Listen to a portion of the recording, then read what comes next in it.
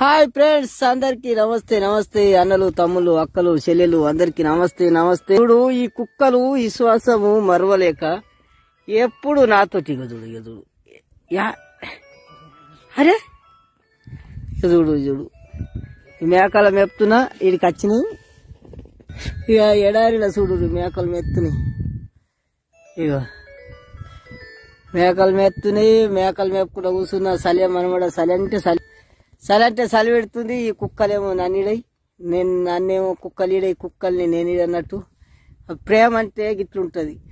ఇక పిల్లిలు బేయిమాన్, అందుకోసమే బేయిమాన్ అంటారు. ఆ పిల్లిలు పిలిచినా అత్తలేవు. తల్లి ఇడిసబెట్టి ఎగదెంగి ఏకులు అడిగినట్టు తల్లి ఇడిసబెట్టి ఎగదెంగి పోయింది.